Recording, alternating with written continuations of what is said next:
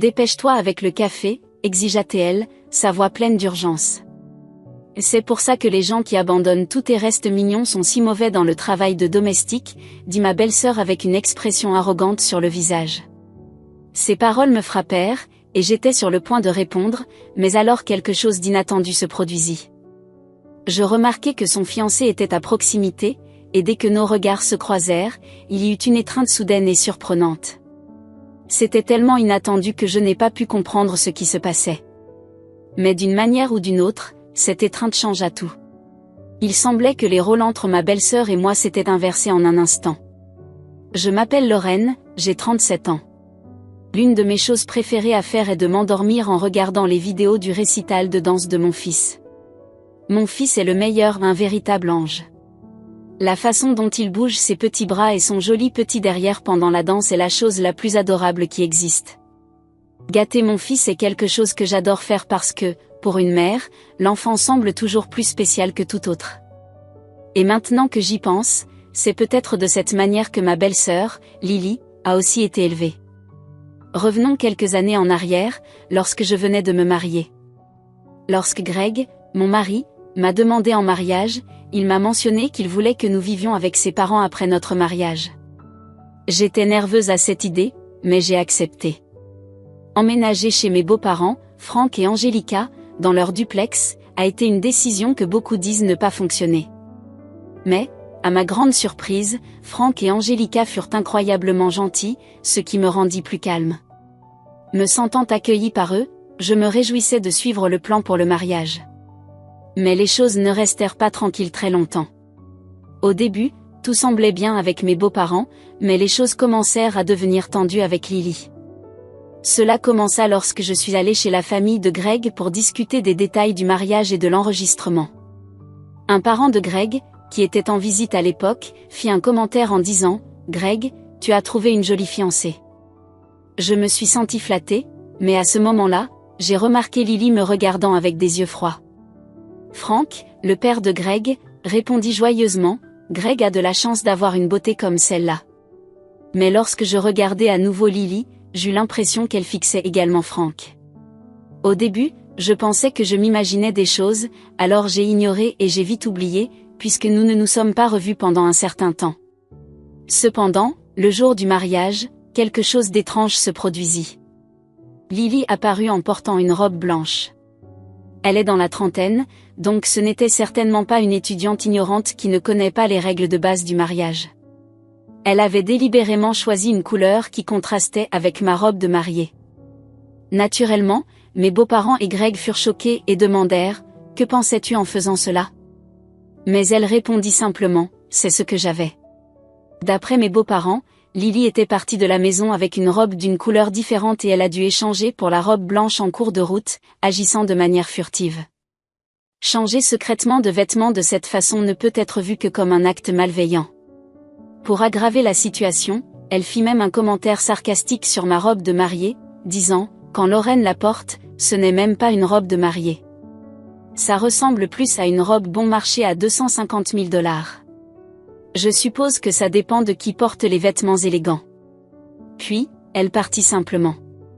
Je n'arrivais pas à comprendre pourquoi elle ferait quelque chose d'aussi blessant. Le lendemain, après la cérémonie de mariage, l'attitude de Lily changea radicalement. Alors que je faisais mes tâches ménagères, elle m'interrompit soudainement en disant « Eh, ne lave pas mes vêtements avec les tiens. » J'avais pris en charge les tâches ménagères d'Angelica, ma belle-mère, et j'essayais juste d'aider, mais Lily n'apprécia pas que je lave ses vêtements avec les miens. Elle dit « Laver mes vêtements avec ceux d'une personne ordinaire peut aussi me rendre ordinaire. » Quelle horreur! Lave-les à nouveau. Puis elle me jeta les vêtements avant de quitter la pièce. Vous pourriez penser que j'aurais dû répondre, mais j'étais tellement choquée que je n'ai pas pu trouver les mots. Les adultes ne parlent pas comme ça, non? Séparer les vêtements parce que la simplicité pourrait se propager? C'est quelque chose qu'on attendrait d'une adolescente qui apprend à être indépendante, pas d'une femme adulte. Pour éviter plus de problèmes, j'ai fait semblant de renforcer le lavage des vêtements, mais en réalité, je les ai remis dans son placard. Angelica m'a même dit que tout allait bien et s'excusa pour le comportement de Lily. Mais, à partir de ce jour-là, Lily devint implacable. Il est vrai que j'ai abandonné l'école quand j'étais plus jeune pour poursuivre un rêve, donc mon niveau d'éducation le plus élevé est incomplet. Mais cela n'a jamais été un problème pour moi, et je n'en ai pas honte. Être dévalorisée à cause de mon éducation m'a semblé trivial. Lily, en revanche, a obtenu son diplôme dans une université nationale près de chez elle. Ce n'est pas une université prestigieuse, mais elle agit comme si elle était plus élitiste que moi à cause de cela. Elle a même commencé à dire « Je fais partie de l'élite, contrairement à toi ». Mais Lily n'a pas toujours été comme ça. Je ne comprenais pas ce qui l'avait rendue si en colère. Quelques mois après le mariage, nous avons eu une réunion avec des proches. Bien que tout le monde se soit déjà rencontré lors du mariage, cette rencontre était plus détendue, leur donnant l'occasion de discuter avec Greg et moi. L'ambiance était animée, et la conversation a rapidement tourné autour de notre mariage. « La robe de mariée de Jennifer était tellement mignonne », s'exclama un des proches. « C'est sûr. Greg a de la chance d'avoir une femme aussi belle. J'ai hâte de voir à quoi ressembleront leurs enfants », ajouta un autre, manifestement enthousiasmé par notre avenir ensemble. Je ne veux pas me vanter, mais j'ai toujours eu confiance en mon apparence. Greg ne correspond peut-être pas à l'idée traditionnelle de beau, mais il a un visage bien proportionné et une aura charmante qui le rend populaire auprès des gens. Pendant que les proches discutaient, perdus dans leurs conversations et leurs éloges, j'ai remarqué que Lily commençait à s'agacer. Soudainement, elle s'exclama « Vous ne savez pas, mais j'étais très populaire à l'école. » C'est là que tout m'a paru clair, j'ai compris la source de la colère de Lily. Malgré les expressions surprises de tous autour d'elle, Lily a commencé à se vanter de la manière dont elle était constamment admirée à l'école, comment les hommes se pressaient autour d'elle chaque fois qu'elle marchait dans la rue. Honnêtement, cela me semblait un peu exagéré, surtout en regardant Lily. Pour être franche, Lily n'est pas vraiment ce qu'on appellerait traditionnellement belle. Elle a de petits yeux et un grand nez rond, ce qui rend difficile de croire les histoires qu'elle racontait. Tout le monde écoutait avec des regards sceptiques sur leur visage et a rapidement perdu tout intérêt, changeant de sujet. J'ai continué à écouter par pitié, mais c'était difficile de rester intéressé quand on voyait que tout était inventé. Plus tard, lorsque je suis allée à la cuisine chercher des boissons, Lily m'a suivie et a soudainement tiré mes cheveux par derrière. « Tu penses que tu es meilleure que moi ?» siffla-t-elle. J'ai été surprise et confuse. « De quoi tu parles ?» ai-je demandé. « Je sais que tu essaies juste de me faire sentir bien quand je disais que j'étais populaire. »« Je le sais », répondit-elle. J'ai été momentanément sans voix. Je veux dire, elle avait commencé à dire qu'elle avait eu 7 petits amis à une époque, c'était clairement un mensonge. J'ai essayé d'écouter sérieusement, mais c'est difficile de rester intéressé quand on sait que tout est inventé. Tu penses que tu es si cool juste parce qu'on te dit que tu es jolie, hein? C'est juste parce que nos parents du coin ne sont pas habitués à voir des femmes, se moqua-t-elle, serrant encore plus mes cheveux. Lily, ça ne me plaît pas du tout, ai-je dit, essayant de garder mon calme. Mais elle n'avait pas fini. Tais-toi, cria-t-elle, tirant encore plus fort mes cheveux.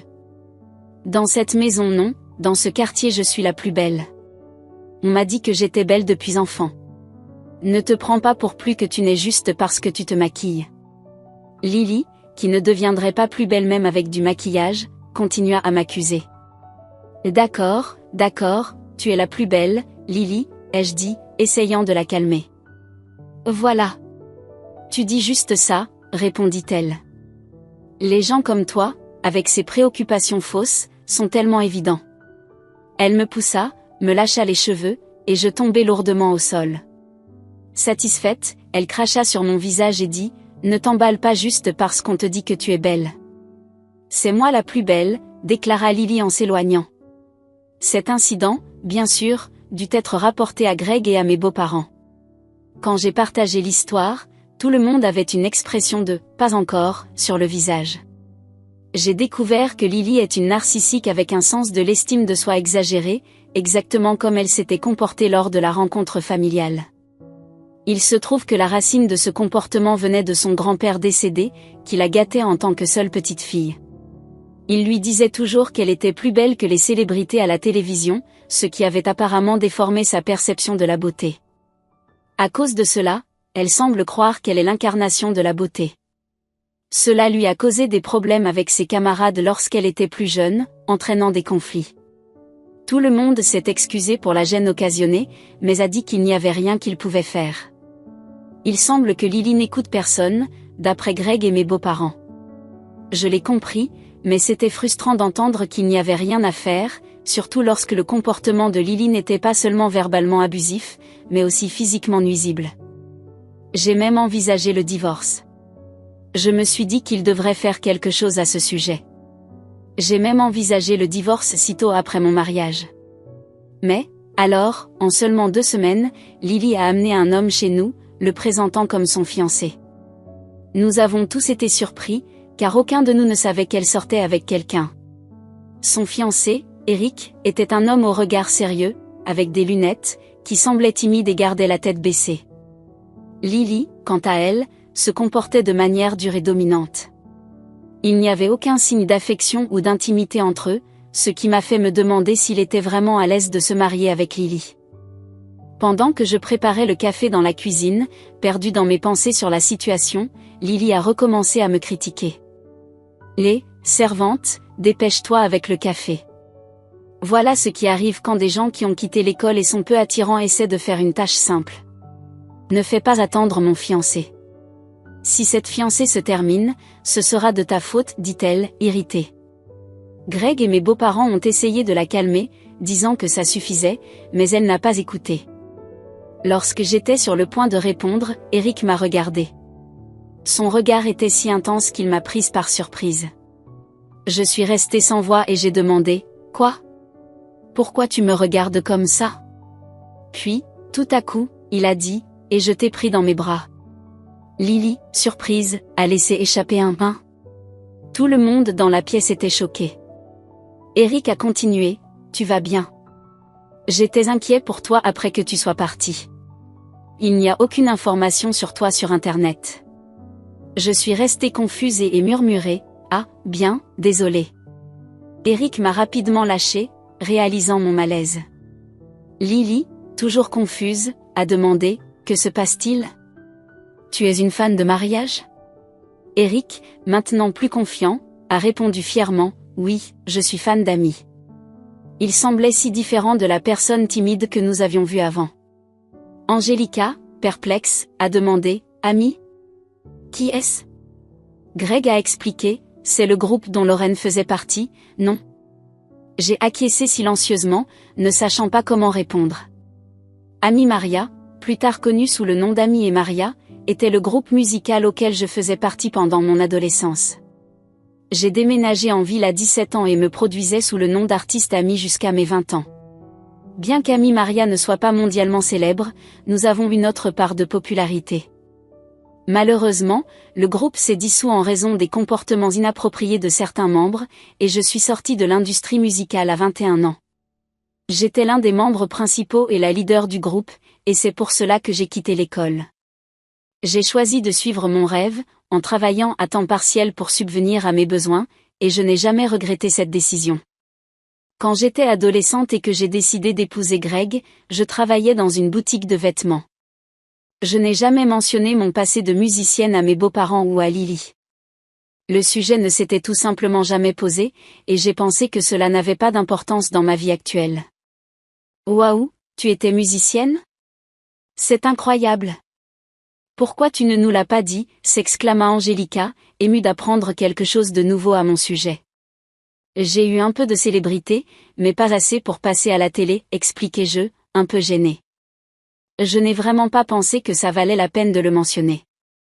Maintenant, être rappelé à cette partie de ma vie devant tout le monde m'a fait ressentir un mélange d'émotions, fierté, nostalgie et un peu de honte. Eric, toujours en fixant Lily, dit « Lily, tu viens juste de dire des mots durs à Ami, non ?» Lily se troubla, clairement surprise par l'attention soudaine. « Eh bien, c'est, murmura-t-elle, ne sachant pas comment répondre. Eric ne lâcha pas prise. « Comment as-tu pu dire de telles choses à elle ? Quel droit as-tu de te prendre pour la plus puissante ?» cria-t-il. « Toi, fille moche » s'écria soudainement Eric, sa colère augmentant. Il se tourna contre Lily, laissant tout le monde dans la pièce stupéfait. Quoi? Ils sont fiancés, murmura quelqu'un, incrédule. Je suis rapidement intervenu, essayant de calmer la situation. Eric, calme-toi. Ça ne me dérange pas. Ne sois pas aussi cruel avec elle, dis-je en me tournant vers lui. Mais Eric n'était pas prêt à laisser tomber. Non, ami, tu te trompes, Eric haussait la voix, sa frustration évidente. Elle s'est approchée de moi juste parce que je suis médecin. Elle a dit qu'elle se marierait avec n'importe qui si cela signifiait se vanter devant sa belle-sœur. Ce n'est pas vrai, dit-elle à voix basse, essayant de diminuer la tension. Mais Eric n'avait pas fini. Une fille qui propose le mariage après 3 semaines de rencontre, ça ne signifie rien pour moi, dit-il, sa voix pleine de déception. Nous étions tous stupéfaits par le drame qui se déroulait. Apparemment, Lily avait planifié de se marier avec un homme de statut élevé juste pour se vanter devant moi. Elle avait raconté aux gens qu'elle avait trouvé un mari médecin grâce à son éducation. Avant notre mariage, Lily fouillait dans ses contacts, allant à tous les dîners et se rapprochant de tout homme avec de bonnes perspectives. Bien sûr, ce n'était pas facile de trouver une combinaison aussi parfaite. Initialement, elle confessait discrètement aux hommes beaux ou à ceux occupant des postes élevés dans les entreprises, mais sans succès. Quelques semaines plus tard, Lily a rencontré Eric, un médecin. Ne voulant pas rater l'opportunité de rester avec quelqu'un ayant un bon revenu, Lily s'est concentrée sur Eric.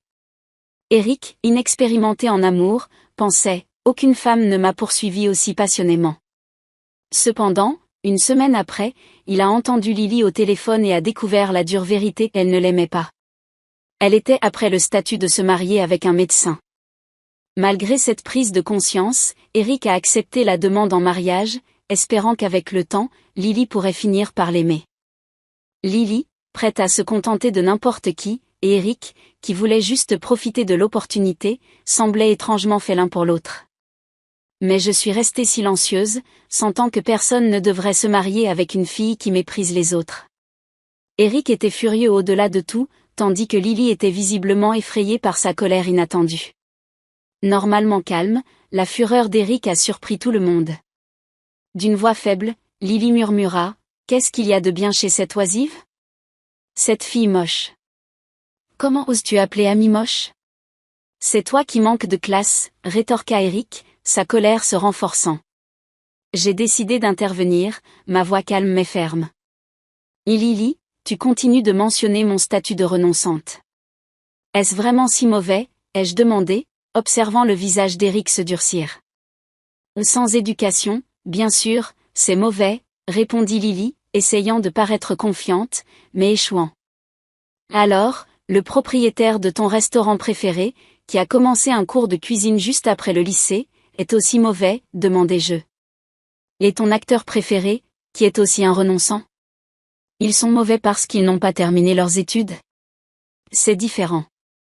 Ils sont dans des professions spéciales, balbutia Lily, essayant de défendre son argument. Bien, j'ai choisi d'abandonner pour suivre une carrière spéciale aussi en tant que musicienne. Ça compte si je réussis? Lui ai-je lancé, mes yeux fixant les siens. Je ne savais même pas que tu étais musicienne, murmura Lily, visiblement surprise. Eh bien, même si tu le savais, tu aurais trouvé une autre raison pour m'insulter, n'est-ce pas, dis-je, surprenant Lily. Elle détourna le regard, incapable de me regarder. Je n'aime pas me vanter de mon éducation, continuai-je. Mais puisque tu en parles, parlons-en. Tu peux te vanter de Princeton, mais ta faculté nationale est celle où n'importe qui peut entrer juste en écrivant son nom. Et n'oublions pas, tu as fini dans l'école secondaire la moins performante de l'État. Tu es fier de seulement savoir écrire ton nom? Tu ne trouves pas ça un peu vide? Je souris alors que le visage de Lily devenait rouge de honte. Ferme-la, répliqua Lily, mais sa voix manquait de conviction. Incroyable, Lily, dis-je en me moquant. Tu sais écrire ton nom. Maintenant, tu es satisfaite? Tu veux me regarder de haut? Allez, Lily, tu es incroyable. Je commençai à l'applaudir. Eric se joignit à la plaisanterie en s'exclamant « Magnifique !» Comment ai-je pu oublier Amy à cause d'une fille aussi moche? Les fans sont incroyables jusqu'à maintenant, pensais-je. Bien que je ne me considère pas particulièrement jolie, les mots d'Eric laissèrent Lily dévastée. Elle murmura, c'est le pire. Je n'ai jamais été ridiculisée comme ça. C'est de ta faute. Et en plus, répondis-je, ce n'est pas seulement l'apparence. Ta personnalité n'est pas belle non plus. Je sais que je ne suis pas la plus belle, mais je ne suis pas aussi mauvaise que toi. Peut-être que tu devrais commencer par réparer cette personnalité moche. Quoi? Qui tu crois être? Le visage de Lily se tordit de rage. Tu vois, continuai-je calmement, le visage d'une femme vieillit avec le temps. Ça ne sert à rien d'être excessivement confiante dans son apparence. Ce qui compte, c'est le cœur. La beauté intérieure se reflète sur ton visage. Angelica applaudit et hocha la tête en signe d'approbation. Bien dit, commenta-t-elle. Greg ajouta avec un sourire ironique, c'est vrai. Quand j'étais plus jeune, j'aimais les filles belles. Mais, quand j'ai commencé à penser au mariage, j'ai appris à apprécier plus le confort et la personnalité. Lily, avec ton attitude actuelle, tu ne trouveras pas le bonheur dans le mariage. Frank, mon beau-père, commenta sèchement, ton grand-père te disait que tu étais jolie, mais ça c'était en tant que petite fille, pas aux yeux du monde. Avec une personnalité mauvaise, tu finiras par être moche à l'intérieur et à l'extérieur. Lily poussa un profond soupir, ressentant le poids des mots de tous. Ça ne fait qu'empirer, murmura-t-elle, avant de commencer à pleurer. Eric, sans aucune pitié, dit, même quand elle pleure, je n'arrive pas à m'empêcher de penser qu'une fille avec une mauvaise personnalité. On devrait annuler ce mariage. Je suis sûre que je ne retomberai pas amoureux de quelqu'un comme ça. Désolé de m'être laissé distraire par elle, ami. Et ainsi, les fiançailles de Lily se terminèrent de manière incroyablement rapide. Elle fut expulsée de chez elle, tout le monde lui disant qu'elle devait apprendre la vie et travailler sur elle-même. Au début, Lily fut défiant. J'ai des amis, dit-elle. Je ne vais pas laisser le fait d'être expulsée me déranger. Mais, au bout de 5 jours, elle revint chez elle, vaincue. Je me suis disputée avec mon amie et j'ai été expulsée. Puis-je revenir, demanda-t-elle, sa voix pleine de désespoir. Il semblait que même son amie avait remarqué les défauts de Lily après avoir passé tant de temps ensemble. Personne n'était prêt à l'accueillir, et bien sûr, mes beaux-parents et Greg ne l'acceptèrent pas non plus. Ils se repentirent de l'avoir trop gâtée au fil des ans et s'excusèrent auprès de moi de ne pas avoir agi plus tôt. On a entendu ce qui se passait, mais on n'a pas réagi. On est vraiment désolé, dirent-ils. Je comprends, répondis-je. C'est difficile pour les parents d'expulser leur enfant. Mais elle a 21 ans maintenant. C'est une adulte et elle doit assumer la responsabilité de ses actions. Greg avoua alors qu'il avait secrètement prévu d'arranger une maison séparée pour Lily, loin de moi. Mais avant qu'il n'ait pu mettre son plan à exécution, Lily avait déjà été expulsée. Il s'excusa auprès de moi en disant, « Désolé de t'avoir fait passer par ça. Un mari devrait mieux protéger sa femme, sinon je mériterais le divorce. » Je souris et répondis en plaisantant, « Eh bien, je crois que tu es en sécurité cette fois. » Après cela, Lily s'installa dans son propre logement, mais la vie ne fut pas facile pour elle.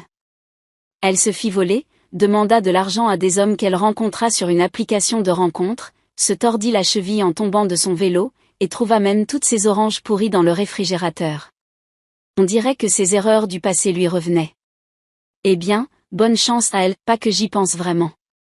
Je suis occupée ces jours-ci à m'occuper de notre petite. Elle grandit si vite, on dirait qu'hier elle rampait, et maintenant elle commence déjà à marcher toute seule. Récemment, elle m'a même dit, avec un grand sourire sur le visage, « Maman, j'ai un petit ami.